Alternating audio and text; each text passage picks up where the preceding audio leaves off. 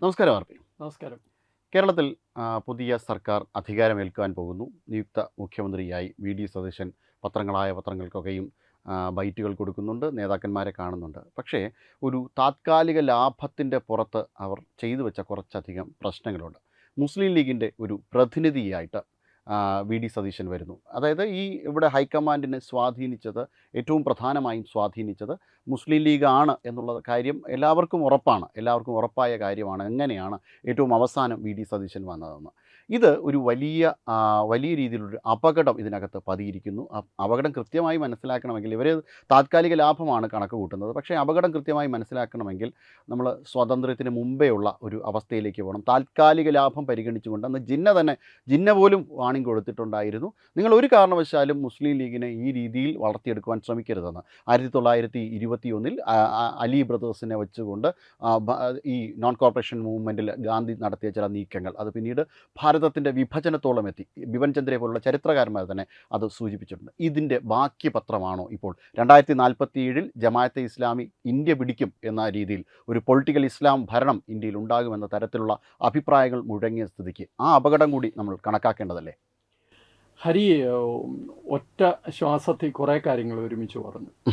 പക്ഷേ ഇതിൽ എനിക്ക് തോന്നുന്ന ഒരു കാര്യം ഞാൻ ആദ്യമേ എടുത്തു പറയാം. നമ്മളിത് മുസ്ലിം ലീഗിലേക്ക് മാത്രം കോൺസെൻട്രേറ്റ് ചെയ്യുന്ന ഒരു ഒരു ഒരു ഒരു രീതിയുണ്ട്. അല്ലെങ്കിൽ ജമാഅത്തെ ഇസ്ലാമിയിലേക്ക് മാത്രം കോൺസെൻട്രേറ്റ് ചെയ്യുന്ന, അല്ലെങ്കിൽ PFIയിലേക്ക് മാത്രം കോൺസെൻട്രേറ്റ് ചെയ്യുന്ന ഇങ്ങനെ ഒരു രീതിയുണ്ട്. ഞാൻ അതിനോട് ഒട്ടും യോജിക്കാത്ത ആളാണ്. നമ്മൾ പറയുമ്പോൾ വർഗീയത പറയുന്നു എന്ന് പറഞ്ഞാലും വിരോധമൊന്നുമില്ല. കേരളത്തെ പിടിക്കാനായിട്ട് ഇസ്ലാമിസ്റ്റ് ഒരു അജണ്ടയുണ്ട്, കൃത്യമായ ഒരു ഇസ്ലാമിക് പ്രോജക്റ്റ് ഉണ്ട്. ആ പ്രോജക്റ്റ് പല രീതിയിൽ, പല രൂപത്തിൽ, പല മേഖലകളിൽ വരുന്നുണ്ട്. അത് വളരെ കൃത്യമായിട്ട് കേരളത്തിൻ്റെ അവരുടെ കൈപ്പിടിയിൽ ഒതുക്കുന്ന ഒരു സംസ്ഥാനമായി കേരളത്തെ മാറ്റുക.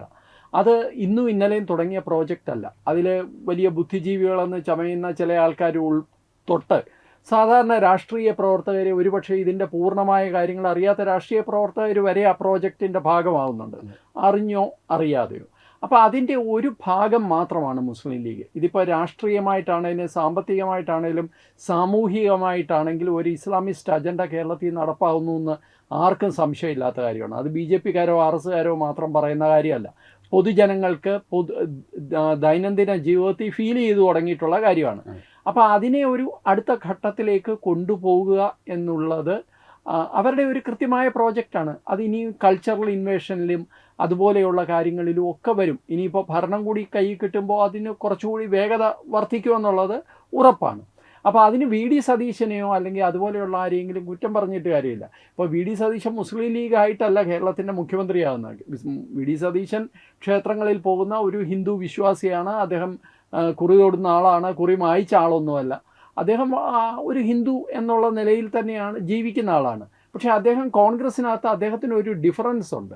അദ്ദേഹമാണ് മുസ്ലിം ലീഗിൻ്റെ പിന്തുണ മുഖ്യമന്ത്രി സ്ഥാനത്തേക്ക് ഉറപ്പാക്കിയത്. അല്ലെങ്കിൽ മുസ്ലിം ലീഗിൻ്റെ പിന്തുണ ഇല്ലാത്ത ചിലരാണ് മുഖ്യമന്ത്രി സ്ഥാനത്ത് നിന്ന് പുറന്തള്ളപ്പെട്ടു പോയത് എന്ന് വേണമെങ്കിലും അതിനെ തിരിച്ച് വ്യാഖ്യാനിക്കാം. ഇപ്പോൾ മനോരമയിലാണെന്ന് തോന്നുന്നു ഒരു റീല് ഞാൻ ഒരല്പം മുമ്പ് കാണുകയായിരുന്നു. ആ റീലിൽ ഒരു സാധാരണക്കാരനായ ഒരു പ്രവർത്തകൻ, കോൺഗ്രസ് പ്രവർത്തകനാണ്, അദ്ദേഹം വലിയ സങ്കടത്തോടാണ് അദ്ദേഹം പറയുന്നത്, വി സതീശൻ എന്തായാലും മുഖ്യമന്ത്രിയാവും, അതിനകത്ത് എനിക്കൊരു സംശയമില്ല.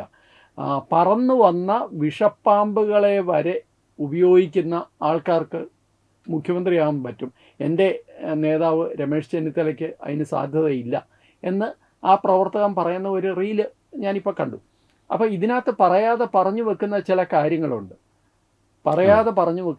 കാര്യങ്ങളുണ്ട്. അത് കൃത്യമായിട്ട് ഭാവി കേരളത്തെക്കുറിച്ചുള്ള സൂചനയും അതിലടങ്ങിയിട്ടുണ്ട്. അപ്പോൾ ഇതിനകത്ത് ഒരു കാര്യം നമ്മൾ കിടന്ന് അതിൽ ബഹളം വെച്ചിട്ടോ വിഷമിച്ചിട്ടോ ഇത് വർഗീയമാണ് എന്ന് പറഞ്ഞിട്ടോ ഒരു കാര്യമില്ല. അവരിതിനെ മാറ്റുകയാണ്, നിർവചനങ്ങളെ മാറ്റുകയാണ്. ഇപ്പോൾ തന്നെ നിങ്ങൾ ശ്രദ്ധിച്ചോ എന്ന് അറിഞ്ഞൂടാ, മതേതര വോട്ട് എന്ന് പണ്ട് പറയുന്നത് ഒരിക്കലും മുസ്ലിം ലീഗിൻ്റെ വോട്ട് അതിനകത്ത് പെടുത്തത്തില്ലായിരുന്നു. ഇന്നിപ്പം മതേതര വോട്ട് എന്ന് പറയുന്നതിൽ മുസ്ലിം ലീഗിൻ്റെ വോട്ട് ഉൾപ്പെട്ടിട്ടുണ്ട്.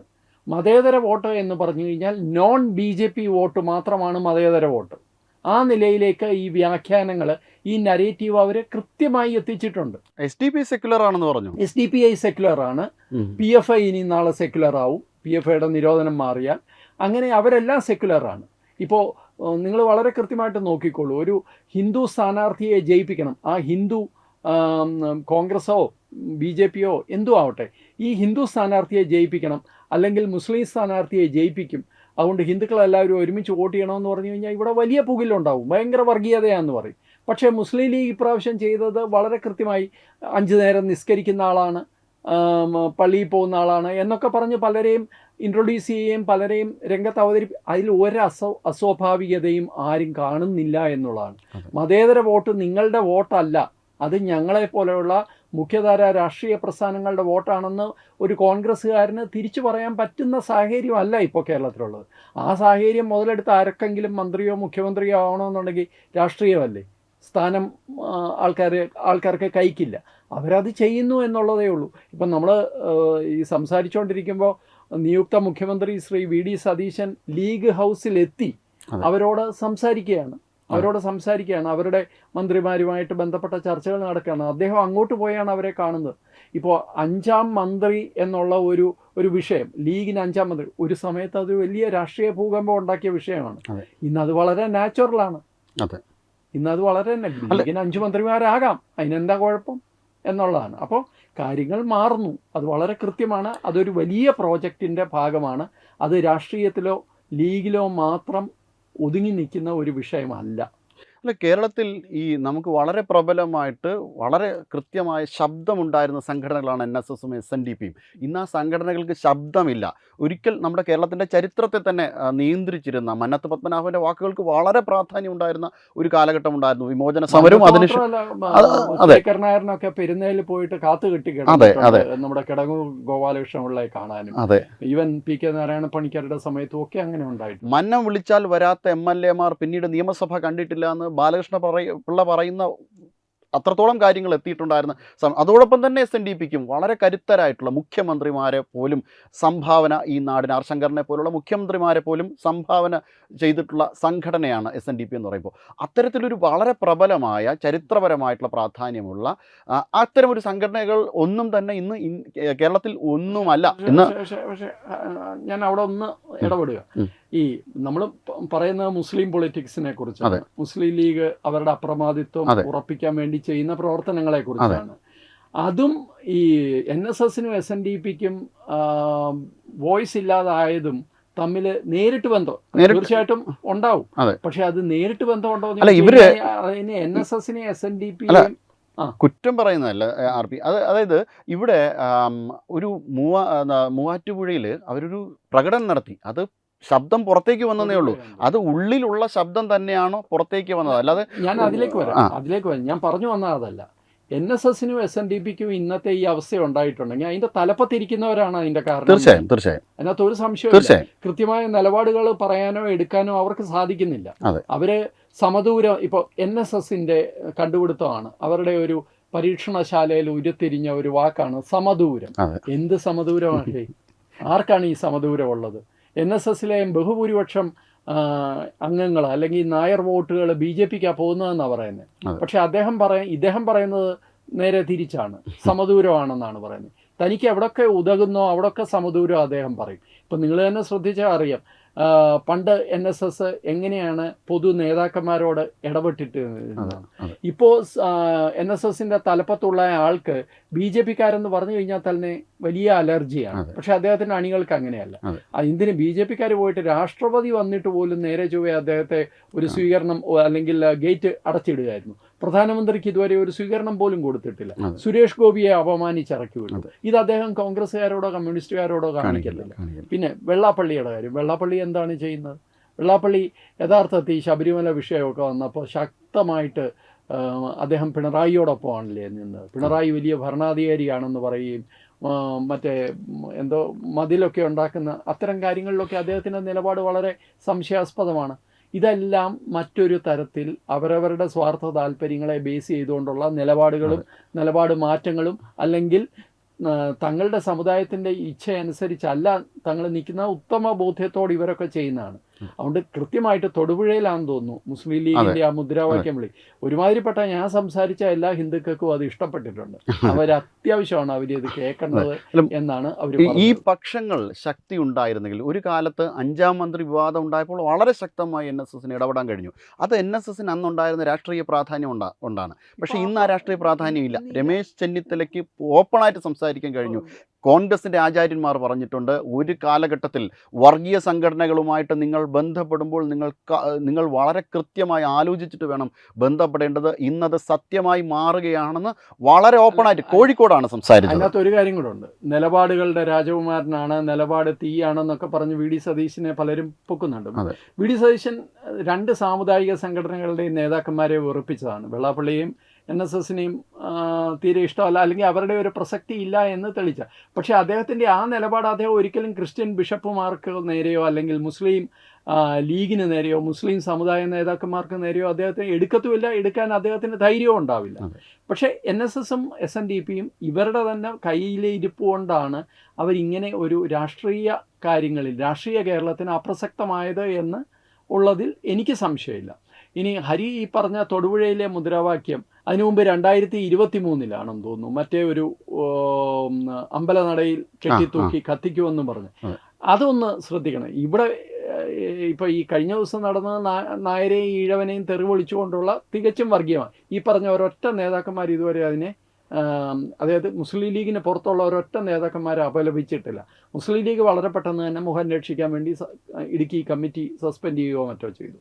പക്ഷേ 2023 നിങ്ങൾ ശ്രദ്ധിക്കുക, അന്ന് അമ്പലനടയിൽ കെട്ടിത്തൂക്കി പച്ചയ്ക്ക് കത്തിക്കുമെന്നൊക്കെ പറഞ്ഞായിരുന്നു മുദ്രാവാക്യം വിളി. PFIയുടെ മുദ്രാവാക്യമല്ല, SDPI അല്ല, ആരുമല്ല, അത് മുസ്ലിം ലീഗായിരുന്നു. ഇനി ആ മുദ്രാവാക്യം വിളിച്ച പ്രകടനം എന്തിനാണെന്നറിയാമോ ഹരിക്ക്?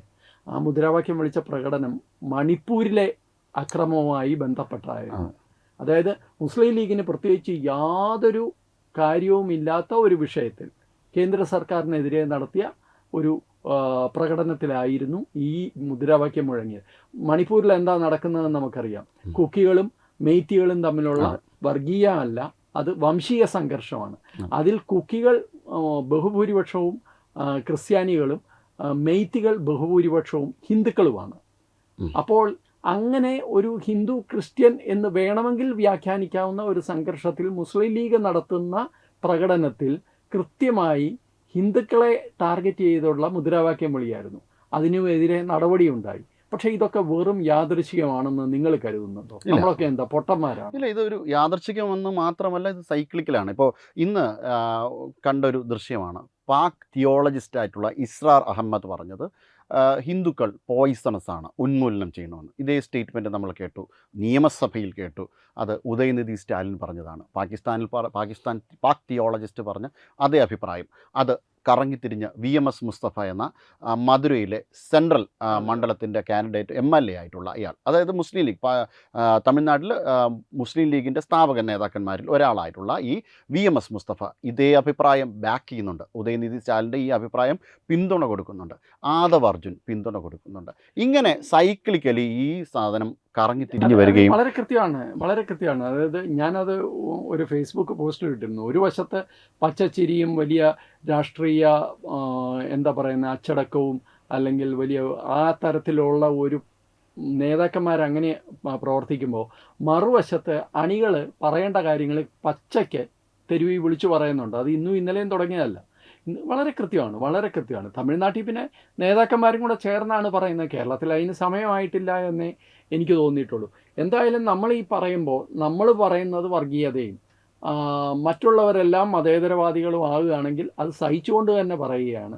കേരളം വലിയ അപകടകരമായ ഒരു ഘട്ടത്തിലേക്കാണ് കടക്കുന്നത്. ഇനിയുള്ള 5 വർഷം ആരായിരിക്കും കേരളം ഭരിക്കുന്നത്, ആരുടെ ആയിരിക്കും ബാക്ക് സീറ്റ് ഡ്രൈവിങ് എന്നുള്ളത് വളരെ കൃത്യമായിട്ട് മനസ്സിലാക്കാൻ ഇപ്പോൾ നടക്കുന്ന ഈ രാഷ്ട്രീയ നാടകങ്ങളും പ്രസ്താവനകളും പല നേതാക്കന്മാരുടെ നിലപാടുകളും പൊതുജനങ്ങളുടെ കണ്ണു തുറപ്പിക്കാൻ അത് സഹായകമാകുമെന്ന് വെറുതെയെങ്കിലും പ്രതീക്ഷിക്കാം.